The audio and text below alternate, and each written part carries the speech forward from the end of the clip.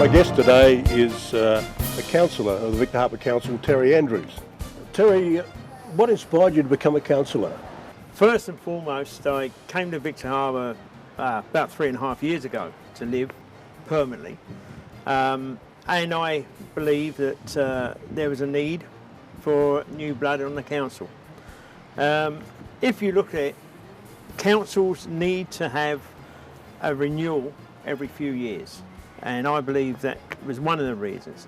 I had been on council before in Murray Bridge many years ago, when there was a lot less paperwork than there is today, a lot less legislation, and believe me, a lot less rules and regulations, conflict of interest, etc., etc. Whether I'll stand again for council, I don't know, but I intend to do the best I can for the community while I'm here. And in your previous experience in local government at Murray Bridge, how many years did you, or how many terms did you serve, Terry? 2. 2 years. What was your election platform, and how do you rate your success to this date on the Victor Harbour Council, Terry?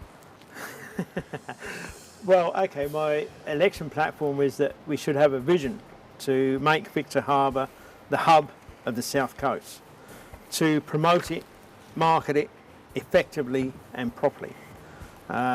Victor Harbour has great potential and it is not being used effectively, in my opinion. Obviously, other people may disagree, but I believe the South Coast needs a hub. The Fleurieu, per se, is all of McLaren Vale. People turn around and think the Fleurieu is the wine area, where we should really be marketing the South Coast and Victor Harbour, per se. Specifically. Do you believe that council is spending ratepayers' money wisely on promoting tourism? I believe that they could spend it much, well, yes, I believe that they could spend it much better, especially in the promotion area. What? But when I say better, I believe that we should have more public-private enterprises coming together. In other words, the council should be the seeder of a business or a promotional activity, and then after a few years it should run of its own accord. For example, the Fleurieu Festival of Sport, we had a very successful festival down here, only for one day. We used some of the council money as a seeding money, but we brought in almost the same amount through sponsorship. Oh, excellent. And that's the way that we should go. Now, the following year, we should have less council money and more public sponsorship. As you grow it. Company sponsorship. How do you rate Victor Harbour Council's performance to this date? Now, I know that's a touchy question, but... I leave that to others to judge. The fact of the matter is that most of the councillors want to move it forward. That I know there is many people who have diverse ideas, as in the community. However, we have to look at what the community really looks for. And what we need to look for is how we can better leave the council in 4 or 5 years' time when we leave, if we leave. In what areas do you believe they've perhaps failed to deliver, or we have a weakness in our delivery of services to the community in the council?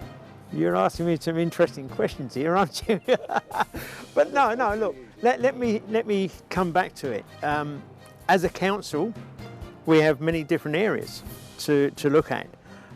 Some we do good, some we don't do as well. However, what we do all try to do is the best that we can. Obviously, some of us lose because it all comes down to a vote at the end of the day. Some of us win, and it shouldn't really be that, because what we should really be putting first and foremost is the community. And how can we better the area? How can we promote the area? How can we make it that our youth, our kids and our children's children have a better quality of life or better jobs than we've got? And at this point in time, we need to really concentrate on that area.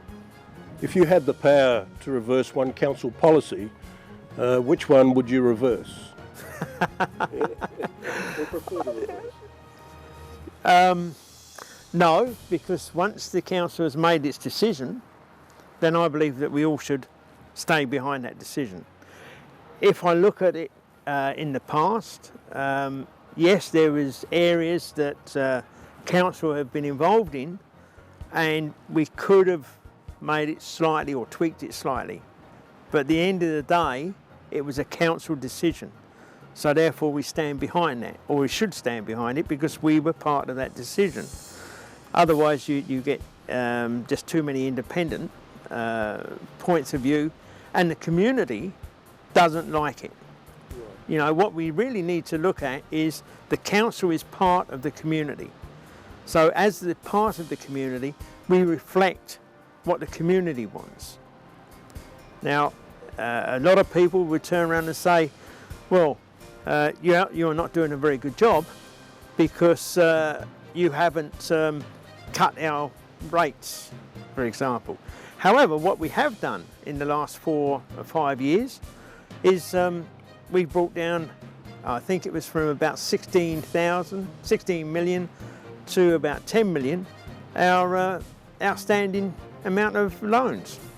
So we are doing it, we are bringing them back down into line, but a lot of people don't recognise that, shall we say. So you're living within the fiscal means of... we're reducing the debt. Do you think council should engage in big spending items like Ocean Street upgrade, 10 million that's being planned to be spent there, while we have so many unbuilt roads and paths in the town? If Ocean Street goes ahead for the $10 million worth of upgrade, we will have at least 50% of that, at least 5 million, will come from the federal, state governments. So we would only be putting in 5 million for that upgrade. If we don't upgrade, then it gradually goes down worse and worse and worse. And quite frankly, there's a few people that have fallen over the pavers at the moment, isn't there? Over the next 10 years, and this is Ocean Street upgrade over the next 10 years, is that we may spend up to $5 million, not $10 million, upgrading it. Because I'm only interested in what the council spends. I'm not interested, well, I am. I'd like the federal government to spend as much money as they can down here, you know. Oh, sure. And really what we need to do is get this into a situation where this seat is a swing seat. Thank you, Councillor Terry Andrews, for your input and time today to have a chat on these important issues to do with Victor Harbour. We do appreciate your time, and thank you again for coming.